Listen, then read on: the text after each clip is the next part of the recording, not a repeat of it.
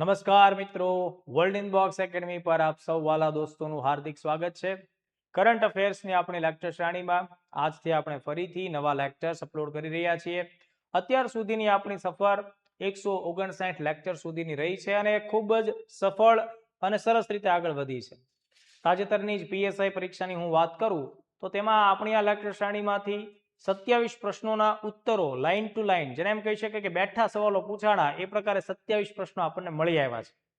જો તમે કદાચ ઇન્સ્ટાગ્રામ ઉપર વર્લ્ડ ઇનબોક્સને ફોલો કરતા હો તો ત્યાં અમે તેના શોર્ટ્સ પુરાવા સ્વરૂપે લેક્ચર્સમાંથી કટ કરીને મૂકી રહ્યા છીએ. યુટ્યુબમાં પણ અમે નાના નાના વિડીયો શોર્ટ્સ, જેને કહી શકાય રીલ્સ કહી શકાય, એ પ્રકારના પ્રૂફ અત્યારે આપી રહ્યા છે. આવનારા સમયમાં એક સિંગલ લેક્ચરમાં 27 પ્રશ્નો ક્યાંથી મળ્યા છે ને આપણી લેક્ચર શ્રેણીના, એ બધા ટુકડાઓ ભેગા કરી અને આપ સૌને બતાવવામાં આવશે. તો દોસ્તો, આ જે લેક્ચર શ્રેણી ઉપરથી એવું સાબિત થાય છે કે તમે કરંટ અફેર્સ માટે નિયમિત રીતે આ સોર્સ સાથે જોડાયેલા રહેશો, આવનારા સમયમાં તમે ફાયદામાં રહેશો. જેમ ગુજરાત પોલીસ કહે છે ને, કાયદામાં રહેશો તો ફાયદામાં રહેશો, એના જેવી વાત છે.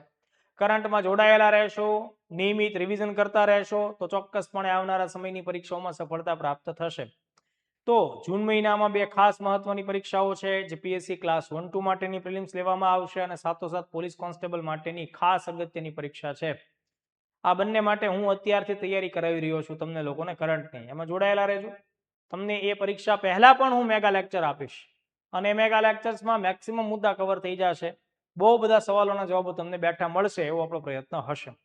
આ ઉપરાંત જે મિત્રો નવા જોડાયેલા છે, ખાસ ધ્યાન રાખજો, મારી આ જે લેક્ચર શ્રેણી છે કરંટ અફેર્સની મિશન વિજય પથ એવું નામ છે આ લેક્ચર શ્રેણીનું. તેમાં લેક્ચર નંબર 154 અને લેક્ચર નંબર 159 આ બે ખાસ મહત્વના લેક્ચર છે, જેના અંતર્ગત તમને લોકોને ટોટલ 618 જેટલા આઈએમપી પ્રશ્નો મળવા પાત્ર થાય છે. તેને અચૂકપણે જોઈ લેવું.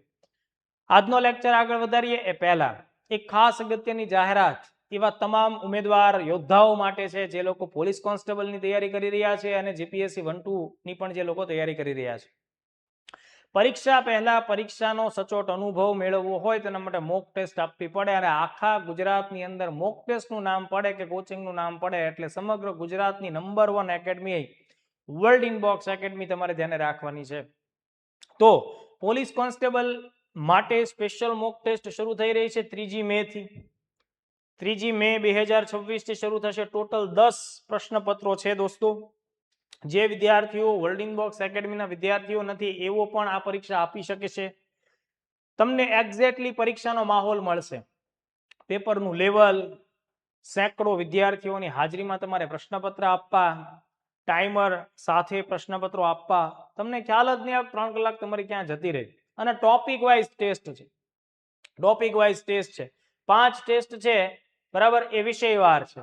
એનું ડિટેલ્સ તમને આખી માહિતી છે વર્લ્ડ ઇનબોક્સ એકેડમીનો સંપર્ક સાધશો એટલે મળી રહેશે. 800 રૂપિયા ફી છે વિદ્યાર્થીઓ માટે. જે વર્લ્ડ ઇનબોક્સ એકેડમીના જૂના વિદ્યાર્થીઓ છે એને ફ્લેટ આમાં 50% ડિસ્કાઉન્ટ છે. વધતા જે વિદ્યાર્થીઓ અત્યારે ભણી રહ્યા છે એમના માટે નિઃશુલ્ક છે. તમને એમ થાય કે સર આ વસ્તુ અમને ઓનલાઈન મળે, જી મળી પણ શકે છે, બરાબર. ઓનલાઈન પણ અહીંયા આપણે વર્લ્ડ ઇનબોક્સ માય ક્લાસ નામની મોબાઈલ એપ્લિકેશન છે, ડાઉનલોડ કરજો. 400 રૂપિયામાં પ્રશ્નપત્ર મળશે. એ ઓનલાઈન એમસીક્યુ સોલ્વ કરી શકાય. પણ સૌથી મહત્વની તારીખ કઈ છે? 3 મે. 3 મે 2026 થી શરૂ થાય છે. એવી જ રીતે જે મિત્રોને જૂન મહિનામાં 7મી તારીખે જીપીએસસી ક્લાસ 1-2 ની પરીક્ષા આપવાની છે એમના માટે પણ આપણે લોકોએ 10 પ્રશ્નપત્રો ધરાવતી એક અગત્યની 1-2 ની મોક ટેસ્ટનું આયોજન કર્યું છે, બરાબર. તો કુલ 10 પ્રશ્નપત્રો હશે. એમાં 7 પ્રશ્નપત્રો વિષયવાર છે અને 3 છે એ ફૂલ સિલેબસ ટેસ્ટ છે. ફીસ અહીંયા પણ 800 રૂપિયા છે. ઓનલાઈન પણ તમે આ જ મોબાઈલ એપ્લિકેશન ઉપરથી આપી શકશો, જેની ફીસ છે માત્ર 400 રૂપિયા છે. તો ક્ષતિરહિતના પ્રશ્નપત્રો રહેશે દોસ્તો અને ટુ ધી પોઈન્ટ તમને સિલેબસના તમામ મુદ્દાઓ કવર થાય એ એંગલમાં જ આખું સેટઅપ તમને મળવા પાત્ર થશે. વર્લ્ડ ઇનબોક્સ ગાંધીનગરનો આ બંને મોક ટેસ્ટ માટે તમે સંપર્ક સાધી શકશો. આ ઉપરાંત વર્લ્ડ ઇનબોક્સની અમારી શાખા, જેમ કે ભાવનગર શાખા, જુનાગઢ શાખા, સુરેન્દ્રનગર શાખા અને આણંદ વિદ્યાનગર ખાતે પણ તમે આ પ્રશ્નપત્રો સોલ્વ કરી શકશો. તો એના માટે ઇન્ટરનેટ ઉપર સર્ચ કરી જે તે શાખાનું એડ્રેસ અને નંબર મેળવી શકશો. પહેલો ટોપિક લઈએ દોસ્તો.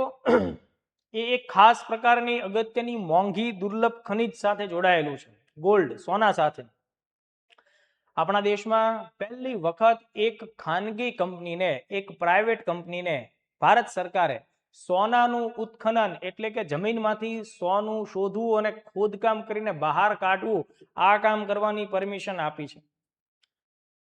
તો એ અંતર્ગત આંધ્રપ્રદેશ રાજ્યમાં જોન્નાગીરી નામનું ગામ છે, કુર્નૂલ જિલ્લામાં આવેલું છે. આ જોન્નાગીરી ખાતે જીઓ મૈસૂર નામની પ્રાઇવેટ કંપની પહેલીવાર સોનાનું ઉત્ખનન કરશે. તમને એમ થાય કે સર ભારતમાં સોનાનું ઉત્ખનન થતું નથી, થાય છે, પણ સરકારી કંપની કરે છે. પહેલીવાર પ્રાઇવેટ ફિલ્ડ સોનાના ખનનમાં આવે છે. અને તમને કેટલાક આંકડા આપી છે, જાણીને તમે ચોંકી પણ જાશો. એટલે હું જેટલા ટોપિક કરાવું બધા 1 to 1 ધ્યાનમાં રાખવાના છે.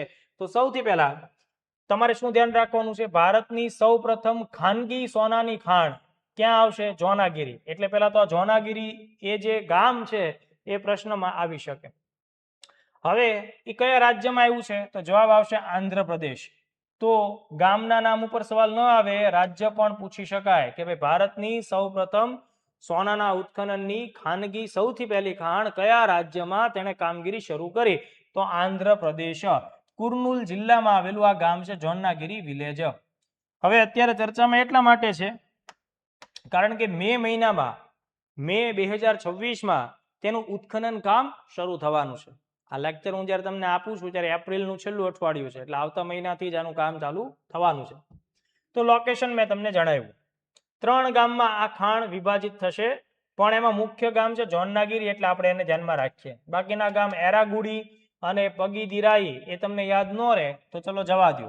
કુર્નૂલ જિલ્લો ઠીક છે, તુગલ્લી તાલુકો ન યાદ રહે તો પણ જવા દો, પણ જોન્નાગીરી છે એ most MP, Andhra Pradesh most MP.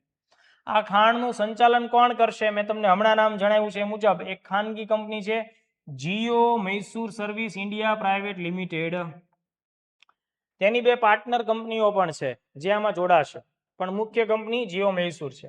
પાર્ટનરમાં Deccan gold mines, બરાબર, અને ત્રિવેણી અર્થ મૂવર્સ, એ 2 એમની સહાયક કંપનીઓ છે, એ પણ આ કામગીરીમાં ભાગીદાર બનશે.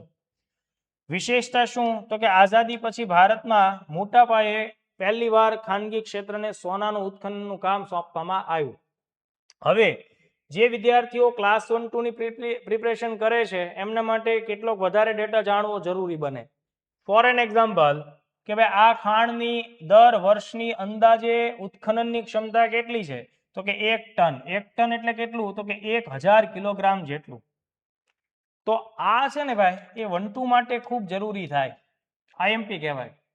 બની શકે કે 1 ટનની જગ્યાએ તમને આંકડો બદલી નાખે, 5 ટન કે 10 ટન આપે, બરાબર. તો 1 ટન જેટલું સોનું ત્યાંથી બહાર કાઢી શકશે. સોનાનો અંદાજિત અહીંયા 13.1 ટન જેટલો ભંડાર છે એવો અંદાજ છે. બની શકે કે હજુ થોડું વધારે સાયન્ટિફિક સંશોધન કરે તો આ જથ્થો આશરે 42.5 ટન સુધી હોઈ શકે એવો અંદાજ છે. પણ અત્યારે જ્યારે કામ ચાલુ થાય છે ત્યારે અંદાજ છે કે 13.1 ટન જેટલું સોનું આ વિસ્તારમાં કન્ફર્મ છે જ. તો તમે અંદાજ લગાડો, દર વર્ષે 1 ટન બહાર કાઢીએ, હવે જો 13 ટન કહેતા હોય તો આશરે 13 વર્ષ તો લાગે ને. બેઝિક વાત છે. એટલે આ પ્રોજેક્ટ જે ચાલુ થયો એ સરકારના આંકડા પ્રમાણે 15 વર્ષ ચાલવાનો છે. કેટલા? 15 વર્ષ. એટલે આ જે આખી વાત થઈ, ધ્યાન રાખજો, એ પણ મેં લખેલું જ હશે કે આ 15 વર્ષ સુધી ચાલશે. હવે અહીંયા ઓપન પીટ માઇનિંગ પદ્ધતિનો ઉપયોગ થશે. 1 2 માટે ખાસ જરૂરી. Open pit. ઓપન પીટ એટલે સરફેસને ઉપરથી ચો તરફ ખોદકામ કરી અને ધીમે ધીમે ખાડો અંદર ઉતારવો, બરાબર. એટલે આમ ગોળ સર્કલ કેમ ઉપરથી બનતા જાય એવી રીતે. એવી રીતે નહીં કે એક જગ્યાએ દર પાડી, હોલ પાડી અને ખૂબ ઊંડાણ સુધી નાની પાઇપલાઇન જેવી જગ્યા બનાવી અને અંદર સુધી જવું. ડીપ માઇનિંગ નહીં, ઓપન પીટ માઇનિંગ છે. એટલે આ શબ્દ પ્રિલિમ્સના વિદ્યાર્થીઓ ધ્યાનમાં રાખો, કારણ કે ભૂગોળમાં મુદ્દો આવે, ખનિજમાં ખનનની કામગીરી, ઇકોનોમિક્સ સાથે પણ મુદ્દો જોડાય. એટલે ઓપન પીટ માઇનિંગનો અહીંયા ઉપયોગ કરવામાં આવશે. હવે આ સામાન્ય બાબતો થઈ, જરૂરી છે એટલી વિગત મેં તમને જણાવી. તમારી જાણકારી માટે ભારત દર વર્ષે 800 ટનથી વધુ સોનું આયાત કરે છે. કારણ કે સોનું એક પ્રકારે સંપત્તિ તરીકે આપણે જોઈએ છીએ, રોકાણના ભાગ સ્વરૂપે જોઈ રહ્યા છીએ, અને ભારત સાંસ્કૃતિક વારસો અને બહુલતા ધરાવતો દેશ છે. કેટલા લગ્ન થાય છે દર વર્ષે. તો સોનું, ચાંદી, આ બધી જે ધાતુઓ છે એ લગ્ન પ્રસંગમાં પણ ઘરેણા અને ઇન્વેસ્ટમેન્ટના પોઈન્ટ ઓફ વ્યૂ ખાસ મહત્વનું સ્થાન ધરાવે. તો ભારત 800 ટન સોનું આયાત કરે છે. તમે આ બહુ મોટો આંકડો છે, આ સાંભળીને ચોંકી જશો. 800 ટન સોનું આયાત કરે છે, બરાબર. તો એમાંથી તો 800 ટનની આપણી જરૂરિયાત છે. હવે આ જેને આપણે મંજૂરી આપો છો એ તો માત્ર 1 ટનનું જ કામ કરશે. તમે અંદાજ લગાડો. તો તમને એમ થાય કે સર બીજી કોઈ કંપની આવું કામ નથી કરતી. હા, કરે છે. એક બીજી કંપની છે કર્ણાટક સરકારની, હુટ્ટી ગોલ્ડ માઇન્સ. હુટ્ટી ગોલ્ડ માઇન્સ જે કર્ણાટકમાં આવેલું છે, પણ એ દર વર્ષે ધ્યાનથી માત્ર 1.5 ટનનું ઉત્ખનન જ કરે છે. તો અત્યાર સુધી ભારતની પરિસ્થિતિ એવી છે કે 800 ટનની જરૂરિયાત છે અને તમે ઉત્પાદન કેટલું કરો છો? 1.5 ટન જ. 1.5 ટન જ ઉત્પાદન કરો છો. એક જ કંપની આ કામ કરે છે અત્યારે, હુટ્ટી ગોલ્ડ માઇન્સ, કર્ણાટક સરકારની છે. એટલે જો આ પ્રોજેક્ટ આગળ વધશે તો એનાથી કે આપણે ટોટલી આત્મનિર્ભર નહીં થઈએ, પણ આપણને થોડોક ફાયદો થવાનો છે. એ વાત સાચી છે. હવે બીજો પ્રશ્ન આપણે વાત કરી કે સોનાની આયાત ભારત મોટા પાયા ઉપર કરે છે, બરાબર. તો સોનું સૌથી વધુ આપણે કયા દેશ પાસેથી પ્રાપ્ત કરીએ છીએ, ક્યાંથી ખરીદીએ છીએ? મોસ્ટ આઈએમપી ક્વેશ્ચન થાય તો મુખ્યત્વે તમારે ધ્યાન રાખવાનો છે, જવાબ છે સ્વિટ્ઝરલેન્ડ. સ્વિટ્ઝરલેન્ડ આપણા દેશમાં 40% જેટલું અથવા 40%થી વધારે સોનું આપણે સ્વિટ્ઝરલેન્ડ પાસેથી પ્રાપ્ત કરીએ. સમગ્ર વિશ્વમાં સ્વિટ્ઝરલેન્ડ સોનાનું સૌથી મોટું હબ છે. ધેન આફ્ટર યુનાઇટેડ આરબ અમીરાત, યુએઈ આ બીજા નંબર ઉપર, અને દક્ષિણ આફ્રિકા ત્રીજા નંબર ઉપર આવે. તો આ 3 પ્રમુખ દેશો થયા કે જેની પાસેથી ભારત સોનું આયાત કરે છે. સૌથી પહેલું સ્વિટ્ઝરલેન્ડ, ધેન આફ્ટર યુએઈ. જો અહીંયા યુએઈ છે, યુએએસ નથી, એટલે ભૂલ ન પડવી જોઈએ, અને સાઉથ આફ્રિકા. દુબઈમાં દોસ્તો સોનાનો સૌથી મોટો વેપાર થતો દુબઈથી થાય. એટલે તમે જો દુબઈથી લોકો સોનું લઈને આવતા હોય એવું તમે સાંભળ્યું હશે. દુબઈથી ઘણું બધું સોનું સ્મગલિંગ પણ થતું હોય, બરાબર. એટલે ત્યાં સસ્તું પણ હોય, કારણ કે દુનિયાભરનું સૌથી વધુ સોનું વેચાય છે કયા પોઈન્ટ ઉપર? દુબઈથી. એટલે આ 3 જે દેશો છે એ તમારે ખાસ ધ્યાને રાખવાના છે. તો પહેલો મુદ્દો આઈ થિંક તમને સમજમાં આવ્યો હશે. ન સમજમાં આવે તો મને કમેન્ટ કરજો. કોઈ પણ જગ્યાએ કોઈ બાબત ન સમજમાં આવી હોય તો મને જણાવી દેજો. કમેન્ટ્સ હું રેગ્યુલર એને વાંચીશ અને તમને એને સોલ્વ કરી આપીશ. સેકન્ડ મુદ્દો જોઈએ, વિશ્વ પૃથ્વી દિવસ. જુઓ દોસ્તો, આપણે ઘણા બધા પ્રકારના દિવસો મનાવીએ છીએ, જેમાં પરીક્ષા માટે ખાસ ઉપયોગી હોય એવા પર્યાવરણ સાથે અને વિજ્ઞાન સાથે જોડાયેલા દિવસો પણ ખાસ મનાવતા હોય. દર વર્ષે 22મી એપ્રિલનો જે દિવસ છે તેને આપણે વિશ્વ પૃથ્વી દિવસ કહીએ છીએ. વર્લ્ડ અર્થ ડે પણ કહેવાય. કારણ કે પૃથ્વી એ એક જ એવો ગ્રહ છે અત્યાર સુધીમાં માનવની જાણકારી અને જે કંઈ સમજણ છે મુજબ કે જ્યાં આ એક જ ગ્રહ ઉપર સજીવ સૃષ્ટિના એંધાણ છે, હયાતી છે, અસ્તિત્વ છે, પુરાવા છે. એ સિવાય બ્રહ્માંડ ગમે તેટલું વિશાળ હોય, આપણે નથી જાણતા કે બીજા કોઈ ગ્રહ ઉપર માનવ જીવન કે અન્ય કોઈ સજીવ સૃષ્ટિ છે કે નહીં. એટલે પૃથ્વીની જાળવણી કરવી એ ખાસ અગત્યની બને. એટલે સ્પેશિયલી આ દિવસ પૃથ્વીના પર્યાવરણની જાળવણી, જતન અને રક્ષણ માટે ઉજવવામાં આવે. અમેરિકામાં તેની શરૂઆત થઈ હતી.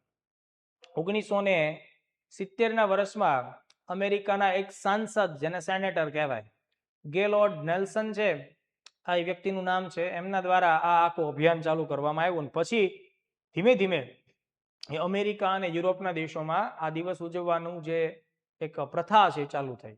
પછી સમય જતા એશિયા, આફ્રિકાના દેશો પણ તેમાં ભાગીદાર બનવા લાગ્યા. 22મી એપ્રિલને આપણે આ રીતે ઉજવીએ છીએ. દર વર્ષે તમને આવો તારીખ પણ પૂછાય અને થીમ પણ પૂછાય. તો આ વખતની થીમ છે અવર પાવર, અવર પ્લેનેટ. તો આવા બધા મુદ્દા આપણે ખાસ ધ્યાને રાખવા પડશે. તો મેં તમને જણાવી દીધું, તારીખ જોઈ લો, 22 એપ્રિલ. શરૂઆત ક્યારે થઈ? 1970. કયા દેશથી શરૂઆત થઈ? અમેરિકા, યુનાઇટેડ સ્ટેટ્સથી એની શરૂઆત થઈ. અને મેં તમને જણાવ્યું એ મુજબ કે આ આખો દિવસ છે શરૂ કરવામાં જેની સૌથી મુખ્ય ભૂમિકા છે, અહેમ ભૂમિકા છે, એ છે ગેલોર્ડ નેલ્સન. બની શકે કે અત્યારની સ્પર્ધા થોડીક ટફ છે, એને ધ્યાનમાં રાખીને થોડાક ડિટેલ ક્વેશ્ચન્સ પણ આપી શકાય. તો આનું નામ તમારે યાદ રાખવું જોઈએ. મુખ્ય આયોજકની જરૂર નથી, કેન્સલ કરો, નહીં વાંચો તો બી ચાલશે. આની પણ જરૂર નથી કે ભાઈ પહેલી વાર થયું તો 2 કરોડ લોકોએ ભાગ લીધા, નથિંગ એલ્સ. આ મોસ્ટ એમપી 2026ની થીમ છે અવર પાવર, અવર પ્લેનેટ. આપણી શક્તિ, આપણો ગ્રહ. ગુજરાતીમાં પણ આ રીતે તમને આપી શકાય. એટલે માત્ર અંગ્રેજી વાંચીને જાઓ એટલું કાફી નથી. આ લોકો થીમમાં ગુજરાતી પણ આપી દે, માત્ર ગુજરાતી વાંચીને જાઓ એવું પણ ન ચાલે, એટલે બંને ભાષામાં વસ્તુ વાંચીને જવી પડે. ચાલો વધીએ આગળ. કેમ ઉજવી શકાય? તો મેં જણાવ્યું છે એ મુજબ વૃક્ષો વાવે, પ્લાસ્ટિકનો ઉપયોગ ઘટાડે, સ્વચ્છતા અભિયાન, પર્યાવરણ વિશે જાગૃતિ ફેલાવવી, ઉર્જા બચાવવી. તમને એમ થાય કે સર આની શું જરૂર છે? આ થોડું પ્રિલિમ્સમાં પૂછાય, આ અહેવાલમાં પૂછાય. બરાબર, આવું બધું અહેવાલમાં પૂછાય કે વિશ્વ પૃથ્વી દિવસની ઉજવણી તમે કરી, બરાબર, હવે એ સમયે કેમ ઉજવણી થાય એ તો તંબુરો ભાઈ ભેગું ન થાય. બરાબર, તો જ્યારે આ પ્રકારની કંઈક વસ્તુ સાંભળેલી હોય તો 2-5 વાક્યો કે થોડું ઘણું અડધો પોણો પેરેગ્રાફ લખી શકાય. તો એટલા માટે કે ભાઈ પર્યાવરણ જાળવણીમાં આવા કાર્યો આપણે કરવાના. હવે ભારતમાં છે ને ભાઈ રામસર સાઇટ ઝડપથી વધી રહી છે. રામસર સાઇટ એટલે કે કોઈ ખાસ પ્રકારનું તળાવ, સરોવર કે કોઈ નદીનો કોઈ ભાગ હોય, ઝીલ હોય, બરાબર, આર્દ્ર ભૂમિ હોય, એના રક્ષણ માટે આંતરરાષ્ટ્રીય માનકો જ્યારે અમલમાં આવતા હોય ત્યારે આપણે એમ કહી શકીએ કે આ તળાવ કે આ જે ઝીલ કે સરોવર છે રામસર સાઇટ બને છે. તો આંતરરાષ્ટ્રીય માનકોને અમલમાં મૂકવામાં આવે છે એની જાળવણી માટે.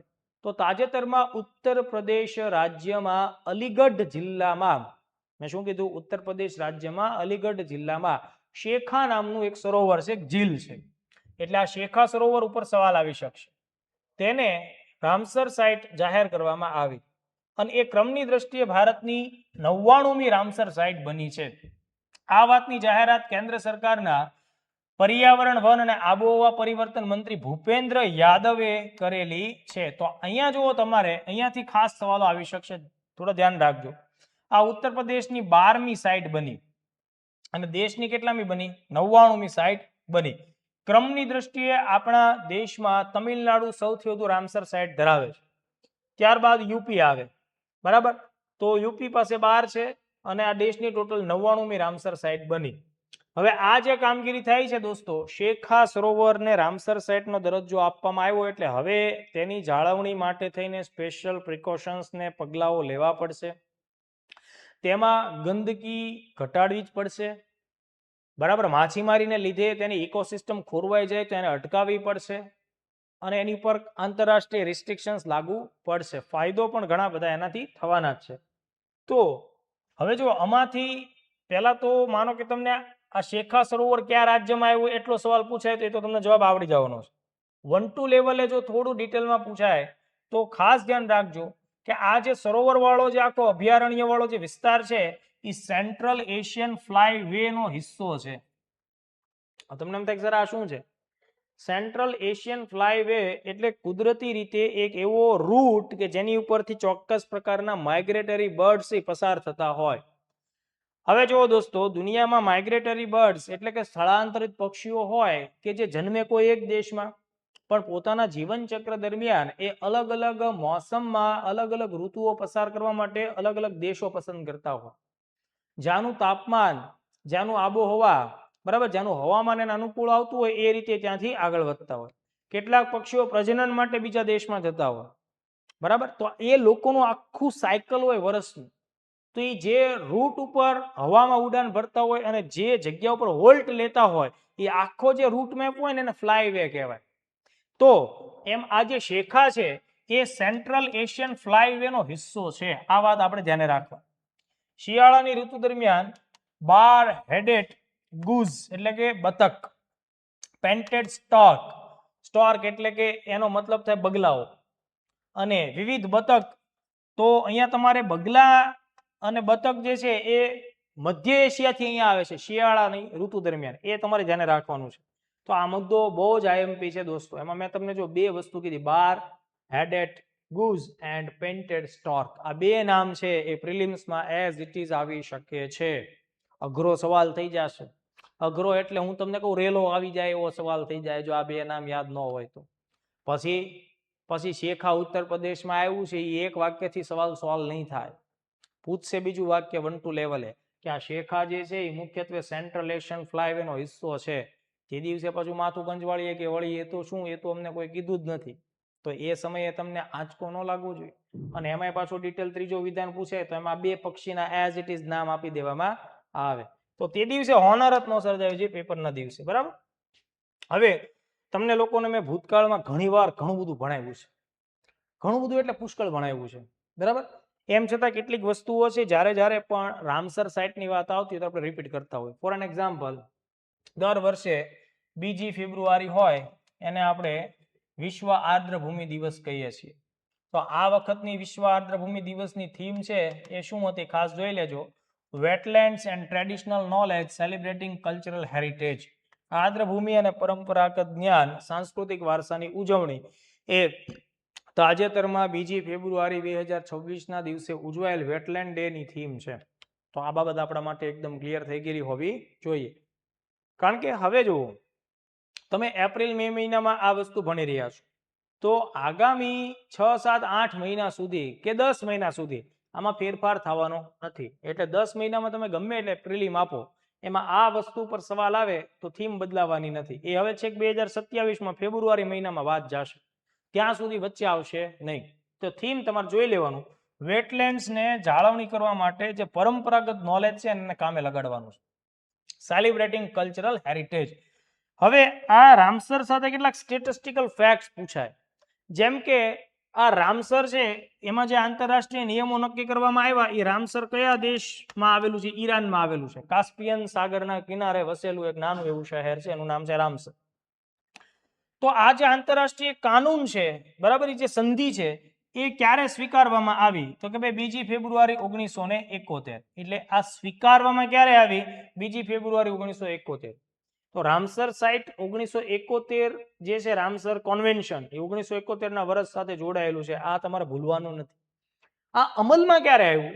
બરાબર, વિશ્વ સ્તરે એ લાગુ ક્યારે થયું? તો કે ભાઈ 21મી ડિસેમ્બર 1975, 1975. ભારત આ સંધિમાં ક્યારે જોડાણું? 1982માં. અને દર વર્ષે 2 ફેબ્રુઆરીને વેટલેન્ડ ડે તરીકે મનાવવાની ઉજવણી કરવાની શરૂઆત ક્યાં વર્ષથી થઈ? 1997. તો આ 71, 75, 82 અને 97 આ 4 વર્ષો ઉપરથી પ્રશ્નો આવી શકે છે. સંધિનો સ્વીકાર, સંધિનું અમલીકરણ, આ બધું તમારે ધ્યાનમાં રાખવાનું, બરાબર. એટલે આ એઝ ઇટ ઇઝ. અને આ તો એકદમ કન્ફર્મ ક્વેશ્ચન છે, વારંવાર પૂછાય છે. ગુજરાતમાં રામસર સાઇટ કેટલી છે? 5 છે. અત્યારે જ્યારે હું વાત કરી રહ્યો છું ત્યારે એપ્રિલ 2026માં, બરાબર, 25 તારીખના અનુસંધાને હું આ વાત કરું છું ત્યારની આ બાબત છે. નળ સરોવર પક્ષી અભયારણ્ય 2012માં રામસરનો દરજ્જો પ્રાપ્ત કરનારું ગુજરાતની પહેલી સાઇટ હતી. પછી થોળ પક્ષી અભયારણ્ય મહેસાણામાં છે 2021માં. વઢવાણા વેટલેન્ડ છે વડોદરામાં 2021માં. ખીજડીયા પક્ષી અભયારણ્ય જામનગર 2022. અને આ વર્ષે 2026માં લેટેસ્ટ કચ્છની અંદર છારી ઢંઢ કન્ઝર્વેશન રિઝર્વ 31મી જાન્યુઆરી 2026ના દિવસે એને રામસરનો દરજ્જો મળ્યો. આ પ્રશ્ન હમણાં પીએસઆઈમાં પૂછવામાં આવ્યો છે. એટલે આ પીએસઆઈ 2026નો પૂછાયેલો સવાલ છે. તો આ 5 નામ, વર્ષ એ બધું મેં તમને કીધું, લોકેશન પણ જણાવ્યું છે, ખાસ તમે એને જોઈ લેજો.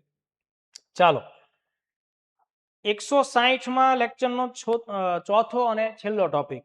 એક તાજેતરની એપ્રિલ 2026ની ભારત સરકારની એક યોજના છે, અથવા તો સહાય માટેની એક નવી પહેલ છે, જેનું નામ છે વિશ્વસૂત્ર. વિશ્વસૂત્ર. હવે જો દોસ્તો, વિશ્વનો મતલબ તમે સમજો છો એ જ થાય કે જગત. સૂત્ર જે છે એટલે અહીંયા સૂત્ર છે ને, સૂત્ર સંસ્કૃત શબ્દ છે. સૂત્રનો એક મતલબ તાંતણો પણ થાય, ધાગો, દોરો પણ થાય, બરાબર. જેમ આપણે કેમ કપાસ અને શણમાંથી દોરા બનાવીએ, ઓકે, જેનો ઉપયોગ કાપડમાં થાય, બસ એ જ વસ્તુ. સૂત્રનો એક બીજો મતલબ થાય એ તાંતણો થાય, દોરો થાય.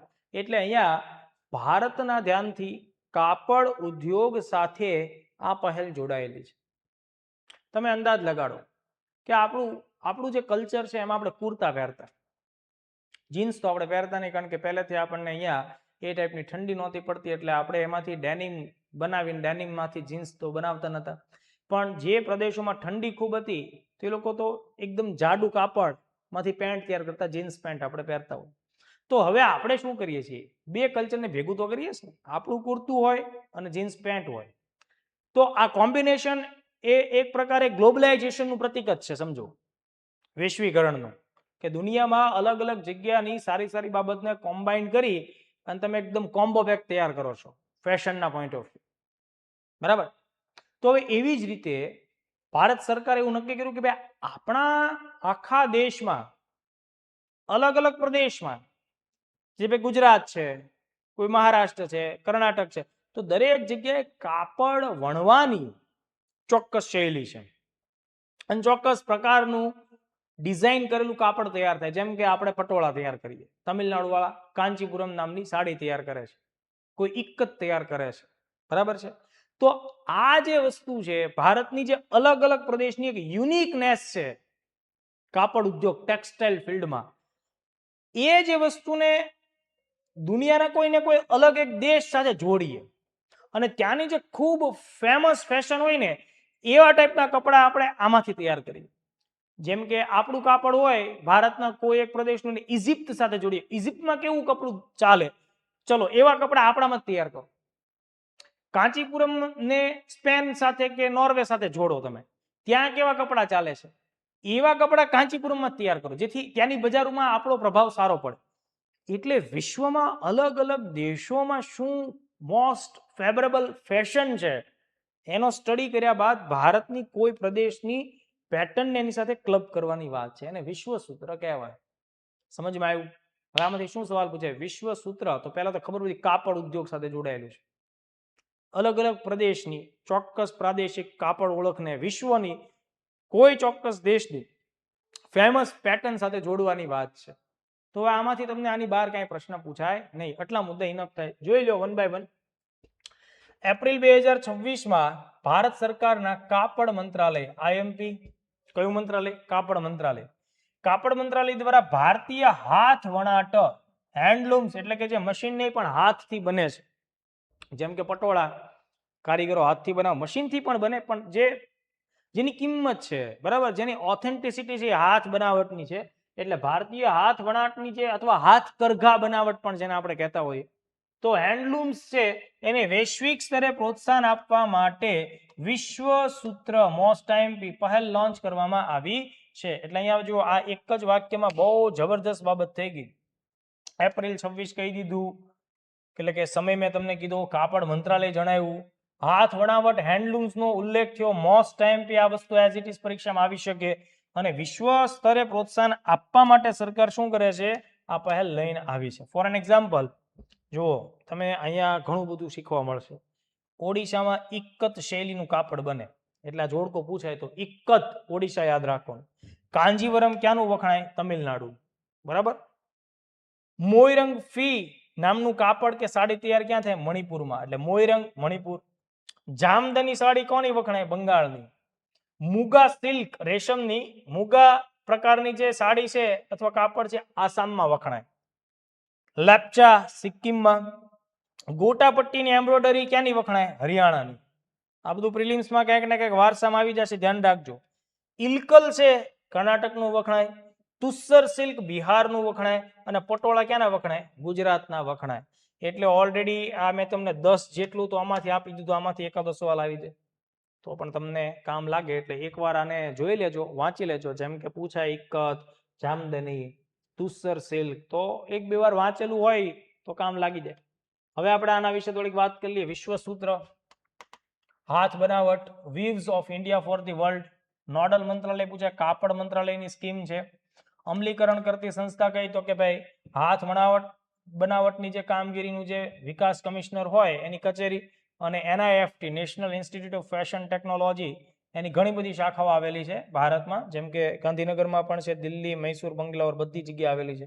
તો NIFTના સહયોગથી કામ થશે. મુખ્ય હેતુ પરીક્ષામાં ખાસ પૂછાય, ભારતીય હાથ વણાટના પરંપરાગત વારસાને આધુનિક અને વૈશ્વિક ડિઝાઇન સાથે જોડીને આંતરરાષ્ટ્રીય બજારમાં લોકપ્રિય બનાવવું. Is it okay? આટલી વસ્તુ ખાસ ધ્યાન રાખવી જોઈએ. હું તો એમ કહું છું કે મોદી સાહેબ છે ને, એ ફોરેન જાય ત્યારે એને સૂટ ને એવું ન પહેરાય, એને એના ટ્રેડિશનલ કપડાં પહેરીને જ જવાય. એટલે એ લોકો જોઈને એમ થાય કે વાહ, બહુ સરસ મસ્ત લુક લાગે છે, તો આપણે આવો ઓર્ડર કરીએ, બરાબર. તો આપણા મંત્રીઓ અને પ્રતિનિધિઓ પણ જો ભારતના ટ્રેડિશનલ કપડાં પહેરીને જાય, સૂટ કે ટાઈ ને એવું પહેરવાની તુલનાએ, તો આ વસ્તુ વધુ ફેમસ બને. આ એના જેવી વાત થઈ. હવે જુઓ બીજું, જે લોકોને ડિટેલમાં તૈયારી કરીને પાસ થવાનું છે ને એ લોકો માટે વાક્ય છે. આ પહેલ અંતર્ગત ભારતના વિવિધ રાજ્યોના 30 વિશિષ્ટ હાથ વણાટ હેન્ડલૂમ વ્યુઝને પસંદ કરવામાં આવ્યા છે. એટલે આ આંકડો છે એ ધ્યાન રાખજો, 30. બરાબર 30 અહીંયાથી તમને પ્રશ્ન આવી શકે. ઓકે, એટલે આ આંકડો ભૂલવાનો નથી. 30 જેટલી આઈટમ ભારતની સિલેક્ટ કરવામાં આવી છે. આ 30 વણાટને વિશ્વના 30 અલગ અલગ દેશોની સંસ્કૃતિ અને ડિઝાઇન ઉપરથી પ્રેરણા લઈ આધુનિક વસ્ત્રોમાં રૂપાંતરિત કરવામાં આવશે. એટલે 30 મોસ્ટ આઈએમપી છે. ફોર એન એક્ઝામ્પલ, ઓડિશાનું જે ઇક્કત છે એને ગ્રીક દેશ સાથે જોડવામાં આવ્યું છે. ગ્રીક દેશ એટલે ગ્રીસની સ્ટાઇલ સાથે જોડશે. ગુજરાતના પટોળા મોસ્ટ આઈએમપી, મોસ્ટની માથે 10 ઘાત આઈએમપી. ગુજરાતના પટોળાને સ્પેનિશ પ્રભાવ સાથે જોડવામાં આવશે.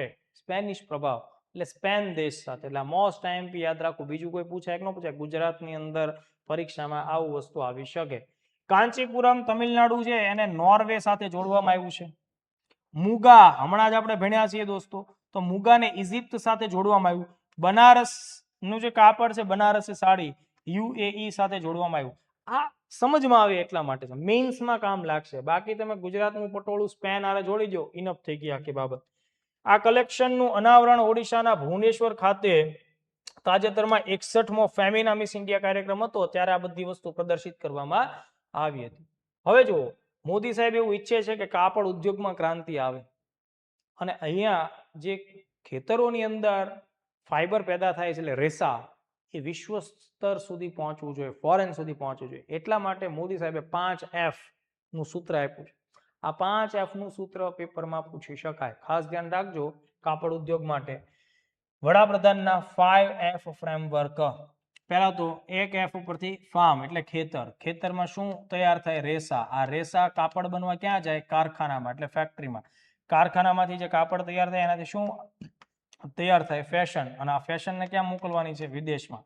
એટલે ફાર્મ, ફાર્મમાંથી ફાઈબર, ફાઈબરને ક્યાં મોકલવાનું? ફેક્ટરી. ફેક્ટરીમાં શું તૈયાર થાય? ફેશન. ફેશનને ક્યાં મોકલવાની? ફોરેન. તો આ 5 છે ને એ આવડવું પડે. જો આ 5F નહીં આવડે તો 6ઠું F થઈ જાય એક્ઝામમાં. એ F કયું છે તમને ખબર છે, મારે કહેવાની જરૂર નથી. બરાબર. તો આ આખી જે પહેલ છે એ vocal for local to global અભિગમને મજબૂત બનાવે છે. તો આઈ થિંક આ લેક્ચરની અંદર મેં તમને 4 મુદ્દાઓ 4 ટોપિક સાથે ઘણા બધા એંગલ સમજાવ્યા છે. તો ખાસ જોતા રહેજો બધા જ લેક્ચર્સ. ફરીથી પાછો હું તમને લોકોને નવા લેક્ચર સાથે મળીશ. લેક્ચર વિશેનો અભિપ્રાય તમારો અચૂકપણે આપજો. હું જ્યારે એટલી મહેનત કરું છું ત્યારે તમને એટલું હું અપેક્ષા રાખું કે આ લેક્ચર્સ તમને કેવો લાગે છે તમારા મિત્રો સાથે શેર કરજો. અને આવનારા સમયમાં પાછા પુષ્કળ માત્રામાં આપણે સવાલો સોલ્વ કરવાના છે. જય હિન્દ, જય ભારત.